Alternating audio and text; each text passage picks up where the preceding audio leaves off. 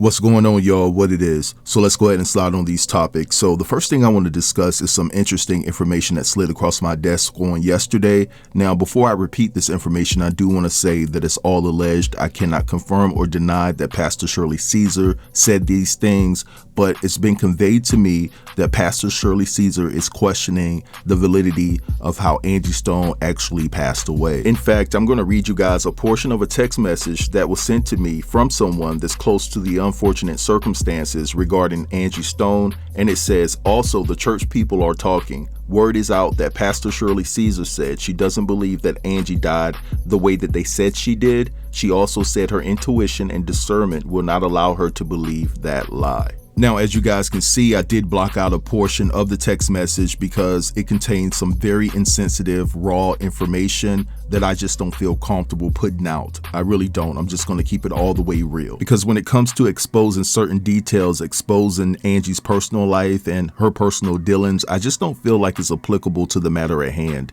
So I'm going to stay far, far away from it. Now, as far as Pastor Caesar expressing true doubt about the nature in which Angie Stone passed away, I can't confirm or deny that she said that because I wasn't there, so I'm going to say that's all alleged information. But given the fact of how blunt Pastor Caesar is, I can see her saying something like this, but again, I can't say that it's true. Now, another thing that I quickly want to touch base on is the fact that Angie's estate posted to her Instagram warning fans to not buy tickets to celebrations of Angie's legacy and things of that nature. And it says here, Angie Stone's estate, heirs, and management company is aware there are several tribute concerts and events being advertised. They are not authorized by any of the above mentioned. We do not recommend you send money or purchase tickets in honor of Angie Stone unless it's promoted and authorized by the Angie Stone estate. So it just seems as though that this is just another attempt for people that are not honest and sincere to swindle money out of people who are true fans of Angie. Because if you guys remember at the beginning when Angie first passed away, there was a GoFundMe page that was set up and it was unauthorized by Angie's family. And basically it ended up having to be taken down. And I think at that particular time when it was taken down, it had already garnered between $12,000 to $20,000. Now, I do want to play you guys a clip of Pastor Caesar talking about the fact how shocking it was for Angie Stone to pass away in the fashion that she did. Now, she does not allude to the fact that she doesn't believe it or whatever the case may be in this particular clip. But I do think it's worth noting that this is what she said publicly, despite the claims that she actually said about the nature of Angie's passing privately. I think that it was wonderful, the fact that it was such a shock that she would depart this life like the way she did. I believe with all of my heart that so many hearts in there are so sad. All right, so you guys just saw and heard all of that, and it's just a sad situation. Now, I heard behind the scenes that Angie's son in particular is an emotional wreck, and I say that respectfully because I know how he feels. I've lost my mom as well. So I've been saying prayers for the whole entire family, but I'm definitely going to focus on him because when you're a son and you lose your mother, it's just a different dynamic, and it's applicable to when a daughter loses her father. But anyway, let's turn our attention to Leethel, I believe that's how you pronounce his name, Carter. If it's not how you pronounce his name, that's what his name is today. And so it's been brought to my attention, and I'm pretty sure that you guys are privy to this. And thank you to everyone that's been sending me information. I truly appreciate you. But it's been brought to my attention that he has an extensive record as it pertains to his driving and also his dealings with drugs. Now, it's also been brought to my attention that the passengers that were involved in that horrific wreck are actually filing a civil lawsuit against Leethel Carter for negligence. Now, if this is true, because I haven't seen anybody else report this or seen any other documentation where people are stating that the passengers are actually suing the driver, but if this is true, this is an interesting turn in events based off of the fact that it's been out there that the actual passengers were forced to sign an NDA. But I will say this, y'all, while NDAs are designed to protect confidential information, they generally don't prevent someone from pursuing legal claims for unlawful conduct. So it's a possibility that this could be accurate. I just need to investigate more and vet some more sources. but this is what I've came across and this is what was sent to me. Now, what I want to do right now is turn all the attention to Stone Paxton because he released a part 4 and he goes into deeper detail about the driver and the driver's girlfriend and somebody within the circle that claims that the driver was trying to get with them. It's just a whole complete mess. He also alludes to the fact that Angie Stone's passing is being investigated as a homie. And I'm saying it short like that, but you guys can put 2 and 2 together to understand what I'm trying to actually say. So with that said, I encourage you guys to sit back and watch the entire clip, and then I'll be back.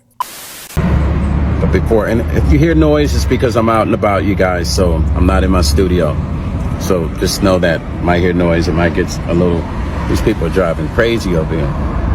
But I think I'm pulled in further enough so I don't have to worry about nobody, you know, anyway. But so let's get into this, man. First of all, somebody sent me a video about the truck driver, which is something I already knew, but I appreciate you sharing that with me. And this video is stating that the truck driver quit his job and his wife said he's gone missing. Now, I don't know if that's true. You guys don't know if that's true. But what I do know is that sometimes when you're dealing with such a high priority situation like this, some people purposely kind of put themselves out of the way so that they don't have to deal with the media and people asking them a million questions. Okay, so I don't personally believe he's gone. He's disappeared, or nobody can find him. I believe that's by design. That's my belief. Okay, let's get into the morning of that accident. That morning, I got a text from somebody in the circle, and they said Angie is dead. And I was like, oh, you know, I was like, what? And I was in disbelief. And then I called her, and actually, this was actually Juanita Wynn. It was Juanita Wynn.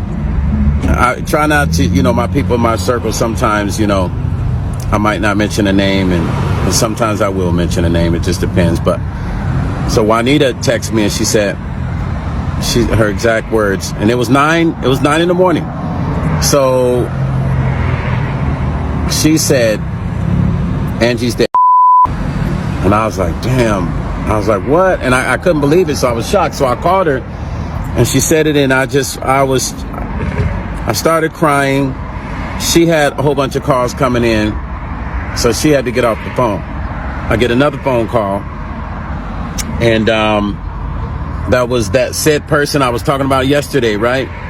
I mean, the said person I was talking about on part 3 called me, and that said person was talking to me, and everything was still in the mix. You know, the best time to catch something when it's happening is the reason why when police are doing investigations, they have that first 48 hours because they know all the information is fresh and everything is more organic, and they're going to get more straight up answers from people, right? So, mind you, this had just happened. So everybody was at the hospital. So when this said person, that's the sleeper cell I was talking about, called me, we started talking, and she started telling me about the accident. She started giving me detail. I was like, what happened? And she started telling me, and I was like, damn. And I started asking questions. Well, who, what, and you know, and who was you, what, and who was sitting where, and where, you know, and the details started to unfold. And certain things didn't make sense to me even right then, even to her. She was saying to me, something don't make sense. She even told me that well, later on, I'll talk about that. But anyway, so she's telling me what happened, and I'm like, dang, that's crazy. And, you know, this person got hurt. Everybody else is alive. Angie's gone. I said, damn, that's weird. I was like, it's kind of weird. I said, damn, Angie's the only person that passed away. Yeah. So she was like, yeah. She's like, and she was saying that stories didn't match, that one person was saying this. Somebody said they had held Angie. The other person said they were the ones that held Angie, was like lifted her up or something like that, man. And I was like, well, what's the story? And she was just like, I don't know. She said, nobody know. First of all, she was saying everybody in the van didn't know anything. She said, well, they can't remember nothing. That's what she said. She said, well, nobody can remember anything. And I said, well, dang. I said, well, that's kind of strange. And the ones that did say something, the stories were conflicting with each other. One person said they did this. The other person said that they did that, right? And I thought that was interesting. Now, in the middle of her telling me these stories, sorry, you guys, here looking all crazy. Anyway, in the middle of her telling me these stories, she said something strange, man. Like, the detectives were in the hospital. I could hear them talking in the background. I couldn't make out what. I don't even think they knew she was on that phone. I'm gonna be honest with you. I don't think that the detectives knew that she was on the phone, because if they were, I don't even think they would have been talking to her or saying certain stuff. But I could hear the guys in the background, and she ended up saying she's gonna step outside or something like that. But so she started saying some of the strangest. She started saying, she said, what she said, and the driver, that's what she said. She said, and the driver, I said, and I'm crying. Now, mind you, this whole time we're talking, I'm crying at full speed. I'm crying at level 10, you guys. I'm screaming. I'm honestly, like, I haven't cried like this since my mom passed and my dad. So she said, you're on speaker. I said, I don't give up. I didn't care who was hearing me cry. And so she steps outside, I think, or outside of the area where anybody can hear her talking. She said, yeah, and the driver's acting kind of weird and stuff. That's what she said to me. Said somebody's eyes was doing something. Then she said, then he acting all funny and because his girl is here with him, right? I said, what? She said, he's acting kind of fun. I said, what does that have to do with, I said, Angie just passed. What does that have to do with it? She says, I'm just saying, because just a week ago, he's talking about eating my ass. I was like, whoa. So it kind of, that shocked me. That shocked me. I was like, well, damn, where did that come from? Like, because I didn't expect to hear that. So I was like, damn, that's kind of weird. Now, it didn't dawn on me at that moment what that person said to me, but I still found it to be strange that person said that to me. I said, damn, I wonder why she would tell me that, right? So I was like, all right, cool. Fast forward to the next day, I'm getting other calls and stuff in the circle, and I find out this said person was the one that set up the whole, getting the sprinter, right? So that kind of messed me up, because then I started to replay. Well, that's kind of weird. If you got the sprinter, like think about what I'm saying, you guys. If you this up, excuse my language. If you knew this guy's got a rap sheet of like 80-page rap sheet of all kinds of shit that he's done. His rap sheet of, felonies and all kind. I mean, the shit is long. Y'all can go look it up and find it for yourself. But if you knew this dude didn't have license, if you knew this dude was already a criminal, if you knew this dude was dark-seated cat, why would you use this guy? Why was it not Angie's original driver that would always drive her? Why was it this guy that never ever drove her? Why would it not be the original driver that she had used through the years? Why this guy? That's what my question was to the circle. Why was this guy the choice? So now, you guys, and this is coming within the circle. I'm not telling you nothing. I'm not saying allegedly or none of this. This is coming within the circle. Now there's an argument. Now there's an inner argument on who rented the sprinter. What person? Now this person is saying they weren't the ones to rent the sprinter. Everybody's retracting and backing up on this shit, right? Everybody is retracting and backing up on this now. I didn't rent the sprinter. It was you. No, you rented the sprinter. No, it was you. Now, everybody's wondering why no one has spoken. And in the next video, there's some things I'm going to show you. So we're going to go over Angie's percentages and stuff and what she was getting from her. We're gonna go over her percentages and what she was getting from with her publishing, with some of her original agreements, and we're gonna, I'm gonna talk about that. We're gonna go to percentages and stuff as far as what she was getting in ownership of her publishing, right? We're gonna get to that maybe on the next video, right? But I'm gonna finish this out a little bit. So there's the argument within the circle, right, about who rented that Sprinter. Now, the said person that I know that has something to do with renting of the Sprinter, the same said person that said the dude said that she was tripping. It's almost like she was mad that the dude brought his girl to the hospital, or the girl showed up, because that's what she said. The dude's girlfriend showed up, and I guess he was acting funny. And why would he be acting funny? I mean, you guys, I don't know. You guys tell me your thoughts. Why would he be acting funny? Because maybe he didn't want his girl to know that him and said person in our circle and the circle have been having some sort of either phone calls, intimate phone calls, or maybe they had messed around with each other. Whatever the case may be, there's something there. Because why would it be told to me? I will repeat exactly verbatim what this said person said to me. He's acting funny. Who? The driver. Yeah, acting all funny and stuff. Yeah, but just a week ago, he was telling me that he wanted to eat my ass and all that.